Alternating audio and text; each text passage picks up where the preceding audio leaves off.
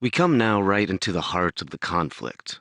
The star picture brings before us a gigantic scorpion endeavoring to sting in the heel a mighty man who is struggling with a serpent, but is crushed by the man, who has his foot placed right on the scorpion's heart. The Hebrew name Akrab, which is the name of a scorpion but also means the conflict or war. It is this that is referred to in Psalm 91, verse 13.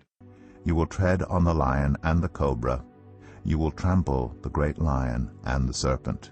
David uses the very word in Psalm 144, verse 1, where he blesses God for teaching his hands to war. Praise be to the Lord my rock, who trains my hands for war, my fingers for battle. The Coptic name is Isidis, which means the attack of the enemy or oppression, referring to the wicked who are out to destroy me, from my mortal enemies who surround me. The Arabic name is Al-Akrab, which means wounding him that cometh. There are 44 stars altogether in this sign. 1 is of the first magnitude, 1 of the second, 11 of the third, 8 of the fourth, etc. The brightest star, Alpha, in the heart, bears the ancient Arabic name of Antares, which means the wounding. It is called by the Latins cor scorpii because it marks the scorpion's heart. It shines ominously with a deep red light. The sting is called in Hebrew leseth, Chaldee lesha, which means the perverse. The stars in the tail are also known as lesha or lashat. The scorpion is a deadly enemy, as we learn from Revelation 9. With poison in its sting, and all the names associated with the sign combine to set forth the malignant enmity which is set between the serpent and the woman's seed. That enmity is shown more fully in the written word, where we see the attempt of the enemy in Exodus 1 to destroy every male of the seed of Abraham, and how it was defeated.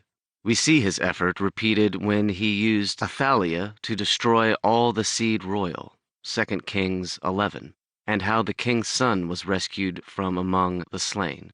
We see his hand again instigating Haman, the Jews' enemy, to compass the destruction of the whole nation, but defeated in his designs.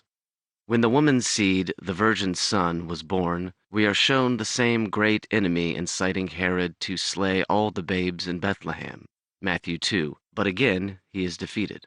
In the wilderness of Judea and in the Garden of Gethsemane, the great conflict is renewed.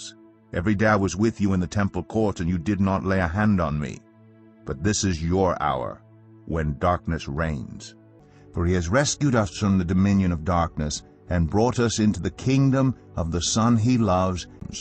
For our struggle is not against flesh and blood, but against the rulers, against the authorities, against the powers of this dark world, and against the spiritual forces of evil in the heavenly realms. The real wounding in the heel was received at the cross. It was there the scorpion struck the woman's seed. He died but was raised again from the dead to destroy the works of the devil.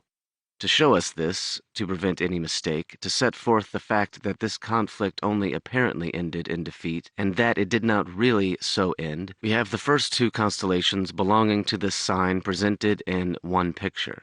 Indeed, the picture is threefold, for it includes the sign itself. If these pictures had been separated, then the conflict would have been separated from the victory. The deadly wound of the serpent's head from the temporary wound in the victor's heel. Hence, 3 pictures are required in which the scorpion, the serpent, and the man are all involved, in order to present at the same time the triumphant issue of the conflict.